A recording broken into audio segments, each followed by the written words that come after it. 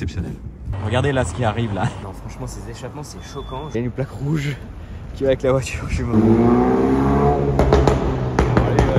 Bon alors regardez ce qu'on a aujourd'hui devant le Georges V là qui est juste là, regardez le Four Seasons Hotel Georges V, Georges V. On a une Lamborghini Gallardo, voilà, avec marqué V10 sur la plaque, ça c'est cool quand même quand on a la motorisation sur la plaque, hein, direct. Et là vous voyez qu'elle est pas normale, elle a les petites bouches là en noir, c'est d'ailleurs le détail que j'aime pas trop sur cette voiture. Et si je tourne un petit peu, comme vous pouvez voir, il y a des petits détails qui font que elle est différente. Alors déjà il y a une bande comme les Superleggera, alors je pense que ça s'est rajouté, mais on a pour le coup les jantes de la Superleggera, l'aileron et sûrement l'échappement, parce que regardez la taille de l'échappement, à moins que ce soit de l'aftermarket, parce que c'est pas une édition que je connais beaucoup, je vais vous en parler après évidemment de l'édition, mais la taille de l'échappement, j'ai jamais vu ça. Regardez, c'est des canons, ça fait peur limite quand tu vois ça, c'est un délire. Et donc du coup Gallardo LP 560, hein, voilà, là on connaît très bien, mais regardez, il y a marqué tiré 2 déjà, c'est un petit détail. Et voilà, je vous montre un petit peu plus. Bon, non, franchement, ces échappements, c'est choquant. Je vous montre aussi le béquet qui est full en carbone avec la caméra de recul qui est incrustée de carbone, limite. On a évidemment le V10 qui est là, qui est prêt à hurler. Et du coup, comme je vous disais, les jantes de la Superleggera qui sont très très belles d'ailleurs. Et alors, si je vous la filme, c'est déjà parce qu'elle est très très belle, mais aussi parce que, regardez, il y a un petit détail là.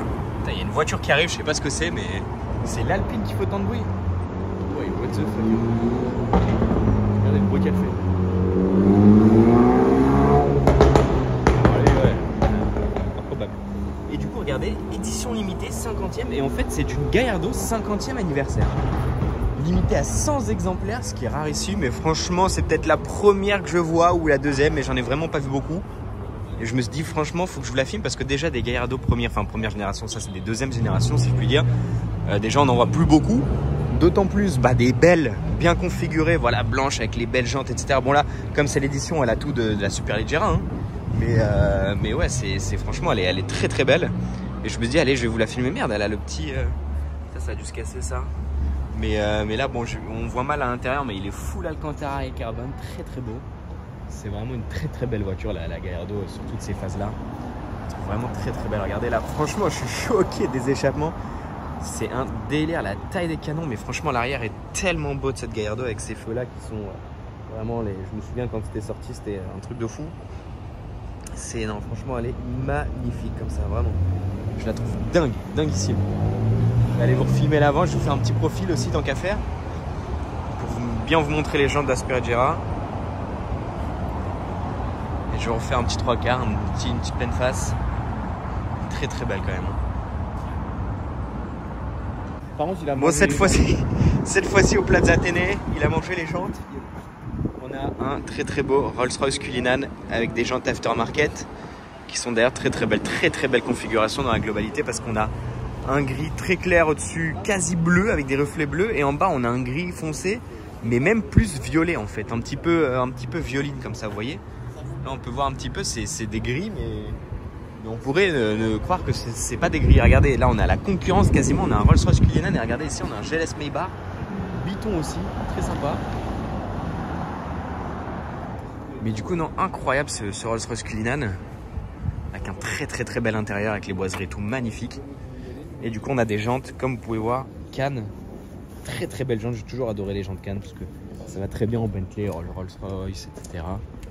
Non, franchement, il est magnifique. Ce Biton avec ses jantes, c'est un 10 sur 10 pour moi.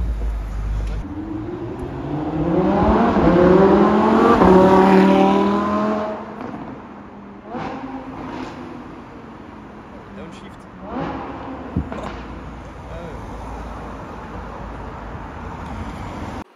Bon alors regardez, on se retrouve au Royal Monceau et on se retrouve avec un petit combo très sympa. Déjà, on a cette Rolls-Royce Phantom coupée incroyable. En série 2, en phase 2, on peut les reconnaître avec les feux à l'avant.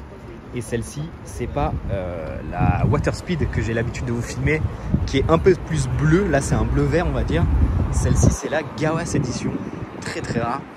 C'est une édition vraiment limitée pour les pays du Golfe, là, comme on peut voir de toute façon à la plaque. Donc voilà, c'est quand même assez dingue de pouvoir vous filmer ça et de pouvoir vous la voir parce que c'est très rare et elle est magnifique. Franchement, je la préfère à la Water Speed, celle-ci, de par sa config qui est vraiment incroyable, hein, la couleur avec cette alu brossée qui est incroyable. Regardez les reflets qu'il y a, c'est du délire. Jusqu'à vraiment les montants. Elle est incroyable, vraiment, j'adore.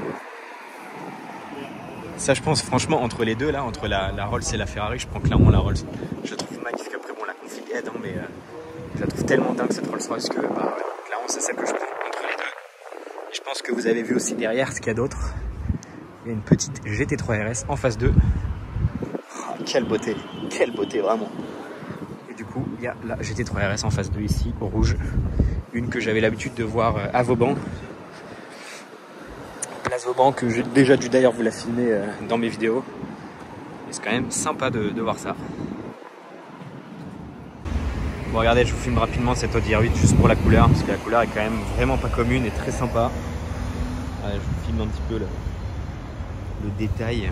Elle est vraiment plutôt jolie cette Audi R8, avec un bel intérieur d'ailleurs marron qu'on voit pas très bien, mais il est marron, très joli. Avec tout le carbone évidemment. Diffuseur carbone et tout. Ouais, franchement, elle est pas mal du tout.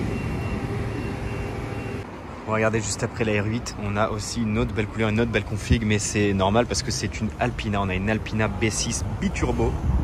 Voilà, on a les badges ici. Très sympa, en grand coupé. Enfin, je sais pas si ça se dit en grand coupé en Alpina, mais en gros, c'est la série 6 en 5 portes en berline. Elle est très belle. Hein. Regardez ces jantes qui sont vraiment toujours spécifiques aux Alpina, qui sont très belles. Et évidemment, la livrée avec les petits, je sais pas si je peux dire des stickers ou quoi, quasi, j'en sais rien. On a évidemment tout l'intérieur avec le volant Alpina, etc. C'est toujours aussi particulier. On a les sièges aussi avec le petit détail. Ici, on a le B6. Il est très joli. Franchement, ça a quand même de la gueule, surtout dans cette couleur. Et puis regardez la ligne qu'elle a, c'est quand même un beau modèle qui va bien du coup au kit carrosserie Alpina. Bon alors ce soir, regardez à l'hôtel du Ritz déjà la petite config là, GTS. Et regardez, après le GTS, on a la Turbo S en 997. Incroyable, regardez la config. D'ailleurs, il y a un beau clagé derrière. Mais une sacrée config parce qu'elle a les jantes couleur carrosserie. Ça, j'ai toujours été fan des jantes couleur carrosserie. Elle a un intérieur tout rouge. Regardez, il est full rouge. Avec même tout le volant et tout, putain, incroyable. Évidemment, Turbo S étrié jaune. Hein. Elle est vraiment très belle. 997, c'est quand même une génération de dingue. Hein. Très belle génération de 911. Elle est vraiment super belle. Et derrière, on a un petit clash G-Cab, plutôt joli aussi, plutôt mignon. En vrai, c'est un classique, hein, ça doit être un 500 V8. Avec des jantes de 63, une petite config quand même bien sympa. Et d'ailleurs, on a le plus beau G63 de Paris qui est juste là aussi. Un des plus beaux, mais pour moi c'est quand même le plus beau. Et voilà, mais en tout cas très belle Turbo S là, hein, putain. Vraiment très belle. Faut que j'arrête de dire des gros mots aussi parce qu'apparemment sur YouTube ils aiment plus trop ça. Moi je me suis jamais encore fait striker donc bon bah voilà quoi. Mais très belle, très belle franchement. Oh l'intérieur il est waouh, putain il est vraiment dingue. Autant de rouge là, alors ça se voit mieux en vrai qu'en vidéo évidemment parce qu'il y a plus de reflets mais très sympa. Alors je filme vite fait parce que regardez c'est un final édition, je vous l'ai pas dit en fait. Mais voilà, j'en profite rapidement. Bon, regardez, après Vendôme, on se retrouve à Faubourg Saint-Honoré avec cette 296 GTB que je vous ai déjà filmé. Mais vu que j'aime bien la config, je vous la refilme. Parce que de base c'est pas une voiture dont je suis super fan, mais là la config fait en sorte que j'aime bien parce que déjà elle a pas Cassetto Fiorano, donc il rajoute des parties grises et j'aime bien quand c'est gris, c'est joli. Et elle est bleue, bon là ça se voit pas très bien vu qu'il fait bien nuit, mais un petit peu il y a quand même des petits reflets bleus, donc elle est sympa, étrieux jaune, jaune grise, bon voilà. Et évidemment elle a tout l'avant gris aussi, mais elle est plutôt pas mal. Puis évidemment on a la bande qui est sur le toit, avec le béquet de toit aussi, très sympa. Regardez là ce qui arrive là. Incroyable. Et regardez le scooter, le nombre de trucs qu'il a dessus, genre. C'est un c'est une dinguerie le nombre de trucs qu'il a sur son scooter, genre. Regardez là, il y a une Vantage F1 édition et je vous filme parce qu'il y a un petit combo avec la 600 LT. Voilà, et puis bon, derrière de spécial, mais bon là, je vais me faire un tour de cou pour rien. Donc, Bon alors aujourd'hui on se retrouve au café de l'Esplanade, non pas avec des dizaines de Bugatti Chiron et de Clagé et trucs, mais regardez derrière moi ce qu'il y a, il y a des travaux alors déjà, voilà, super. Mais regardez ce qu'il y a là, on a une Porsche 217 RS déjà, pour commencer. Regardez ce qu'il y a derrière à droite. Il y a une bourrasque devant assez insupportable aussi. Mais voilà, regardez déjà, Porsche 217 RS, c'est plus sérieux. Et là on a un triplé avec notamment cette Ferrari 250 GT Lusso. Exceptionnel. C'est un exemplaire que je vous ai déjà filmé plusieurs fois évidemment. Ça j'ai l'habitude de vous le dire assez régulièrement, mais elle est quand même assez dingue. C'est exceptionnel, on voit ça dans les rues de Paris. On a une 600 LT. Évidemment je vais aller vous filmer la Dolitz CTRS, mais bon, avec le vent c'est assez compliqué. C'est quand même deux sacrées voitures. Quand même. Très très jolie dans cette couleur d'ailleurs. Je vais aller vous refilmer une dernière fois la Lusso parce que c'est quand même l'une des plus belles pièces. Quand même incroyable de voir ça, hein, franchement. Ça me choquera toujours autant. Ah, cette ligne, ça savait faire des voitures à l'époque. Hein.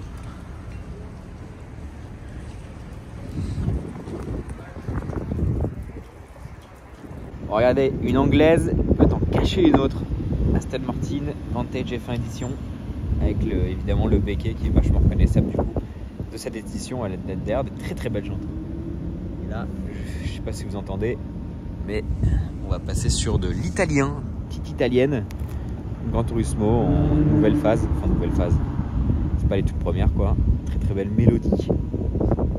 Voilà. Bon allez, je vais vous faire un énième plan, mais regardez tout ce qu'il y a. Là on a une 450 Special et là on a une Ferrari 250 GT Lusso. Là on a la Vantage F1 Edition, donc c'est relativement rare quand même. Là on a une 600 LT, bon je compte tout. Hein. Là on a une 991 phase 2, Gran Turismo, Carrera RS en 2,7 litres. Là-bas bon, on a une petite 997, je peux même compter des choses sur RS6. Là-bas on a une Maybach et Rolls. Franchement il y a trop de trucs au café, regardez là toutes les voitures. Il y a 2, 4, 6, 7 voitures vraiment cool. Bon, encore une fois, je compte la 991.2. C'est un truc de ouf. Et du coup, je vais un petit peu plus vous filmer parce que celle-là, on la voit régulièrement, mais je sais pas si je vous l'ai déjà filmé bien. Donc, du coup, Vantage F1 Edition, donc, qui se reconnaît déjà avec le petit pare-choc et les ailettes ici. Elle a une livrée spécifique, là, vous pouvez voir, avec la bande et tout. Là, on a des petites prises d'air qui sont d'ailleurs très très jolies en carbone. C'est vraiment joli ça. Là, vous pouvez voir F1 Edition avec le carbone. Je sais pas si les jantes font partie de l'édition. Je crois que j'ai déjà vu d'autres Vantage avec ces jantes là, mais bon, elles sont très très jolies. Le béquet évidemment, qui pour moi est le détail le plus important, enfin pas le plus important, mais qu'on remarque le plus sur cette édition. Et du coup peut-être le diffuseur aussi parce qu'il m'a l'air assez violent, je sais pas. En tout cas c'est mignon, c'est sympa. Bon, regardez, j'ai loupé les startups, mais au moins je peux vous avoir les départs de la Lusso du coup, ainsi que de la D87 qui va bientôt bouger. Je vous la filme de loin parce que pareil c'est trop beau de loin, regardez là. Oh là là, quelle beauté. Oh là là, comment c'est beau de loin. Putain. Et c'est autour de la Dolitz CTRS du coup.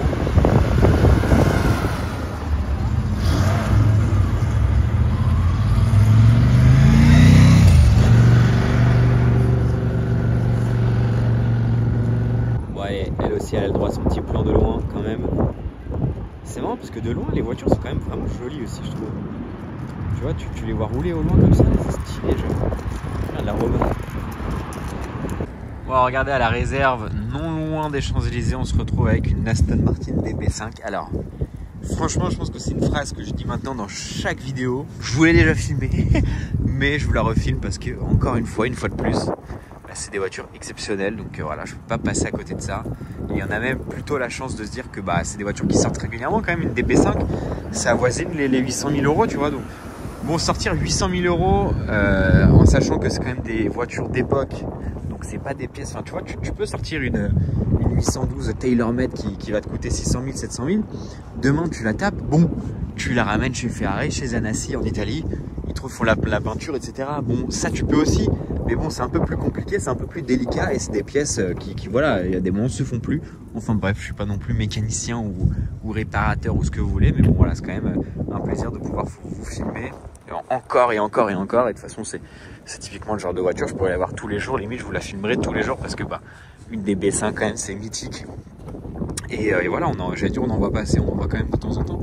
Mais voilà, c'est quand même exceptionnel de pouvoir avoir ça et voilà, c'est un plaisir de pouvoir vous filmer ce type de véhicule. Ça change de tout ce qu'on voit d'habitude. Voilà, les trucs habituels. Donc là, non, franchement, c'est exceptionnel. Bon, regardez cette 458, déjà la petite plaque là cachée, c'est stylé. Franchement, là, quand je la vois comme ça, je me dis c'est vraiment pour moi l'une des plus belles Ferrari modernes de série, entre guillemets. Et regardez à l'arrière, pour vraiment rester dans, entre guillemets, l'illégalité. Il y a une plaque rouge qui va avec la voiture, je suis mort. Putain, par contre, qu'est-ce qu'elle est belle cette voiture, la 458 d'origine. Hein, mais bon, j'aime beaucoup la Speciale, hein. La 458 d'origine, vraiment, c'est incroyable.